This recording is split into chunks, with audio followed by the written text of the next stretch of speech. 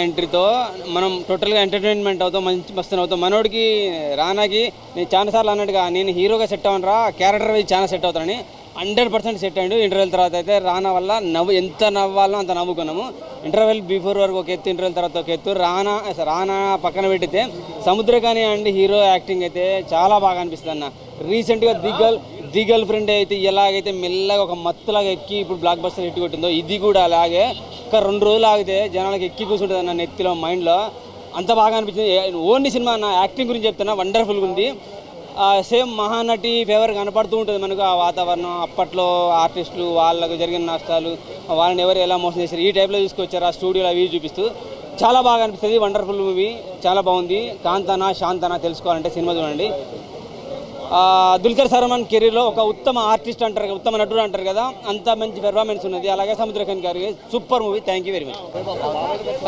First time అన్న నేను ఇట్లా, కానీ బాగుంది అన్న మూవీ, చాలా బాగుంది బ్రో. దుల్కర్ అన్న పర్ఫార్మెన్స్ చాలా బాగుంది, స్టోరీ కూడా బాగుంది.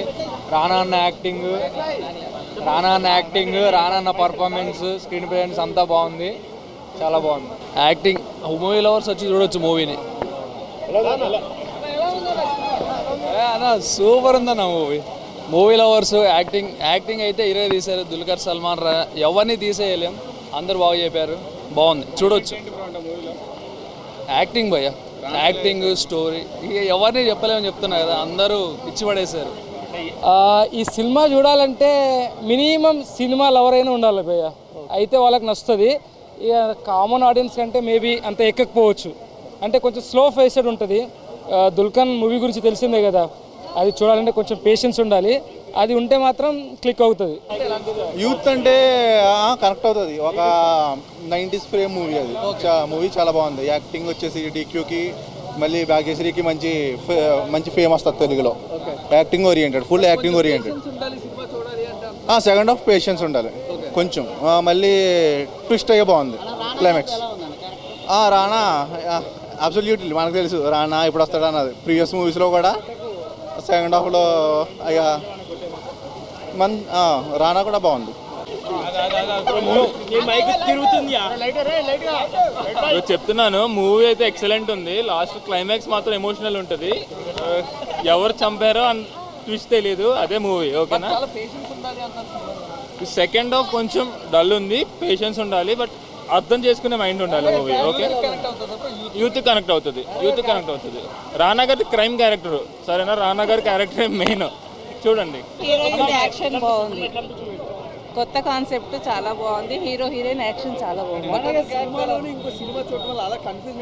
అట్లా ఏం లేదండి, నచ్చింది నాకు కాన్సెప్ట్. యాక్టింగ్ బాగుంది, కాన్సెప్ట్ కొత్తగా ఉంది, బాగుంది. లేదు, బోర్ కొట్టలేదు. కొంచెం ఓపిక అయితే ఉండాలి. అందరు బాగా చేశారు.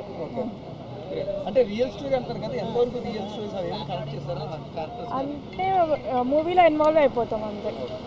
సో యూత్ కూడా కనెక్ట్ అవుతారు. సినిమా వాళ్ళ కథల్ని ఆల్రెడీ మన పూరి జగన్నాథ్ గారు ఒక సినిమా తీశారు, అందరికీ మీకు తెలుసు, నేనంతే.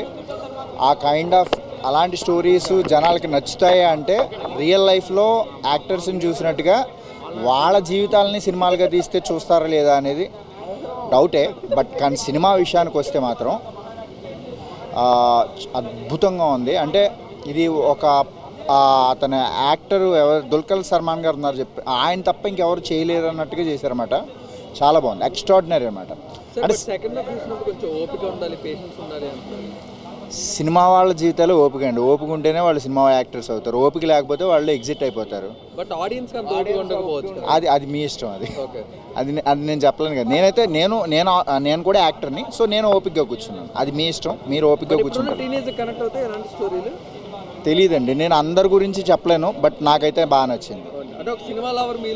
Yeah, obviously compulsory cinema lover అయితే మీకు ఖచ్చితంగా నచ్చుతుంది. అంటే వాళ్ళ గురించి తెలుసుకోవాలని చాలామందికి ఉంటుందిగా, సో అది చూపించే ప్రయత్నంలో చాలా బాగా తీశారని నేను అయితే అనుకుంటున్నాను. యాక్టింగ్ వైజ్గా పీక్ యాక్టింగ్ అన్న. సో కంప్లీట్గా యాక్టింగ్తోనే 2.5 hours కూర్చోబెట్టారు. యాక్టింగ్ వైజ్గా అసలు ఎలాంటి ఒక్క నెగిటివ్ కూడా ఉండదు. అంటారు కదా నార్మల్గా నేషనల్ అవార్డు అని చెప్పి, నేషనల్ అవార్డు కూడా తక్కువ ఇది సినిమాకి అని చెప్పుకోవచ్చు. ఆ లెవెల్ యాక్టింగ్ అయితే పడింది ఒక్కరికి అందరికీ. ఇప్పుడు హీరో గారికైనా, లేదంటే సముద్ర గారికైనా, లేదంటే హీరోయిన్కైనా సరే, ఈ మధ్య కాలంలో ఏ హీరోయిన్ కూడా అంత మంచి క్యారెక్టర్ అయితే పడలేదు. అంత బాగా యాక్ట్ చేసింది ఒక హాఫ్లో ఉన్నా సరే.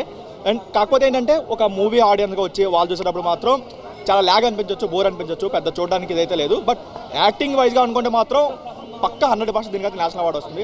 ఆ లెవెల్ సీన్స్ అయితే పడ్డాయి, చాలా బాగా అనిపించింది. మ్యూజిక్ అయినా, లేదంటే ఆర్ట్ వర్క్, మెయిన్గా ఆర్ట్ వర్క్ చాలా బాగా అనిపించింది.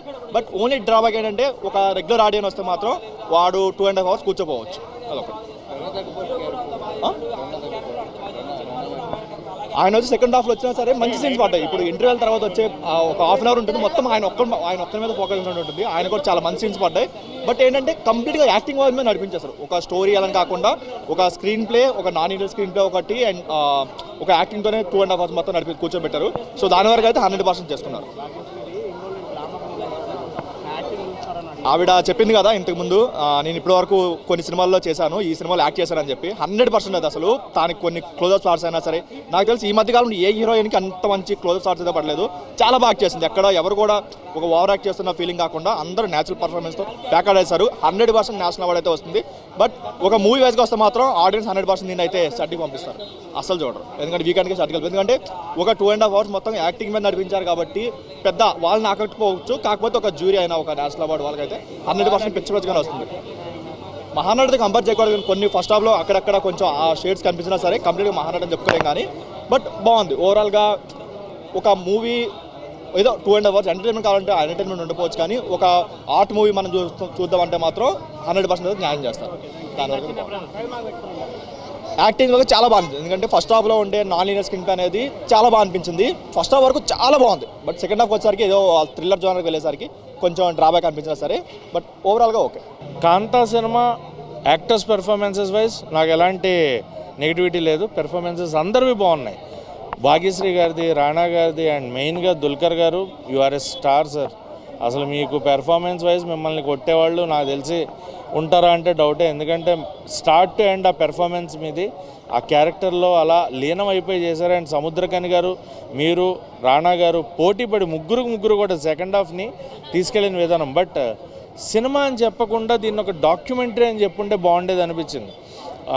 ఎందుకంటే ఇట్స్ లైక్ డాక్యుమెంటరీ, మధ్యలో ఫ్లాష్ కట్స్ కానీ, ఆ బ్లాక్ అండ్ వైట్ సీన్స్ నుంచి మళ్ళీ దానికి మోనోలాగ్ డైలాగ్స్ కానీ ఇవన్నీ చూసుకుంటే ఇట్స్ లైక్ కంప్లీట్లీ ఒక డాక్యుమెంటరీ ఫిలిం లాగా అనిపించింది.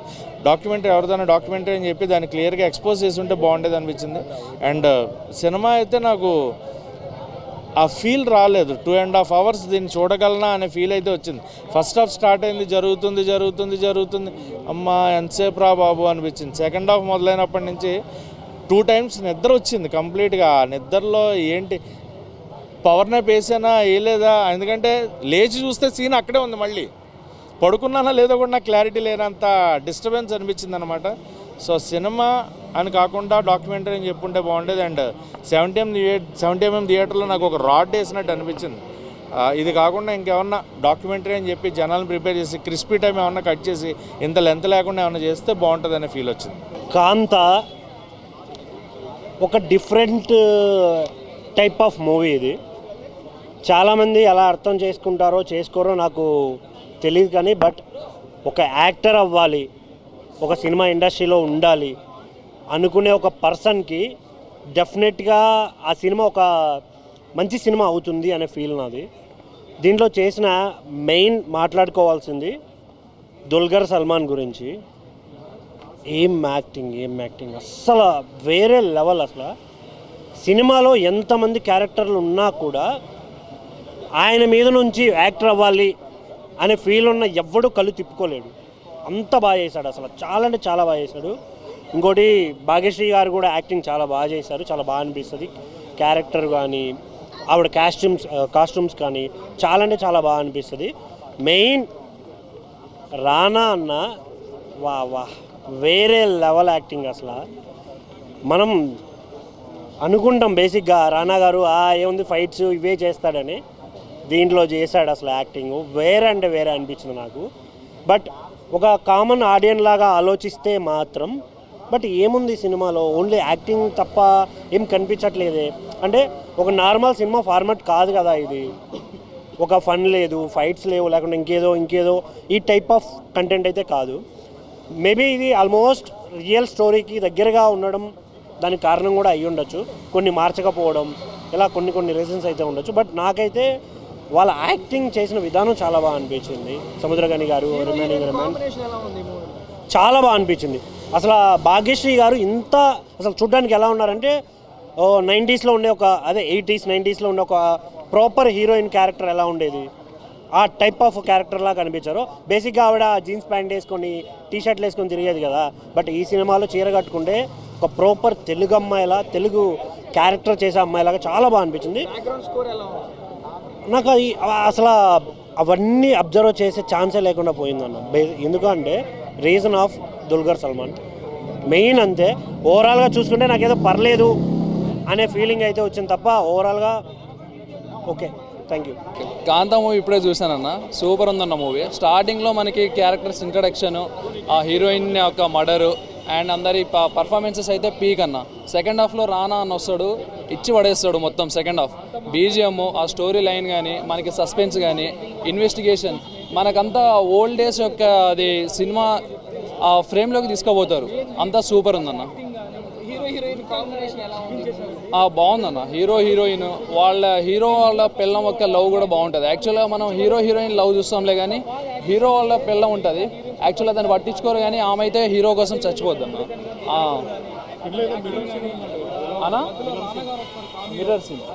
మిర్రర్ సీన్ అంటే ఏంటన్నా, అది యాక్చువల్గా మిర్రర్ సీను సముద్రగని గారు రాస్తారు, ఇక కొట్టుకొని చూపించడం, తర్వాత అదే చివరిలో హైలైట్ అయ్యిద్ది అనమాట.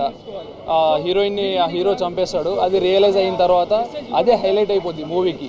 చాలా బాగుంది, చాలా బాగా ఎంజాయ్ చేసాము. తండ్రిగా వేసిన ఆయన పాత్ర చాలా బాగుంది. హీరోయిన్లు కూడా చాలా బాగా యాక్ట్ చేశారు. చాలా సంతృప్తిగా ఉంది. చాలా బాగా ఎంజాయ్ చేసాం ఫస్ట్ వరకు కూడా. సూపర్. యాక్టింగ్ బాగుంది, స్టోరీ అదొకటి, కామెడీ ఉంది, అన్నీ బాగుంది. చాలా బాగుంది movie. We enjoyed a lot. Nice movie అండి, వెరీ నైస్.